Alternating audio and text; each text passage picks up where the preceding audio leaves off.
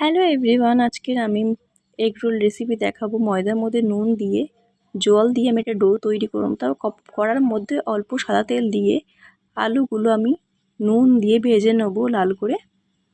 তোলা হয়ে যাবে আলুগুলো। তারপরে একটা বোলের মধ্যে ডিম দিয়ে দিলাম, তার মধ্যে নুন আর গোলমরিচ দিয়ে দেবো। ডিমটাকে আমি ফেটিয়ে নেব। তারপর তাওয়াতে আমি দেখো রুটিগুলো দিয়ে দিলাম। রুটিগুলো এপিট ওপিট করে সেঁকে নেব। সেঁকে নেওয়ার পরে আবারও সামান্য পরিমাণ তেল দিয়ে ফেটিয়ে রাখা ডিমটা আমি দিয়ে দেবো।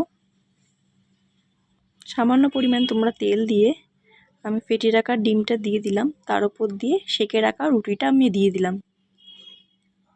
তারপরে সাদা তেল দিয়ে আমি এপিট ওপিট করে ভেজে নেব।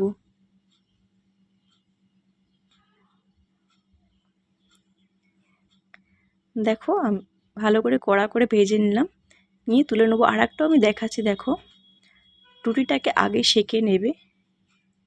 সেঁকে নেওয়ার পরে কিন্তু তোমরা সামান্য পরিমাণে সাদা তেল দিয়ে কিন্তু একটা একটা করে এগরোল বানিয়ে নেবে। রুটিটা দিয়ে দিলাম, তার উপরে আবারও সাদা তেল দিয়ে পিঠো পিঠো করে আমি ভেজে নেব। ভেজে নিয়ে আমি দেখো এবার এগরোলটাকে সাজিয়ে নেব। এগরোলের মধ্যে আমি ভেজে রাখা আলুগুলো দিয়ে দিলাম। তার মধ্যে পরিমাণ মতো শসা পেঁয়াজ আমি দিয়ে দেবো। পেঁয়াজ দিয়ে দিলাম, তারপর শসা দিয়ে দিলাম। দিয়ে তোমরা কাঁচা লঙ্কাও দিতে পারো। টমেটো সস দিয়ে দেবে।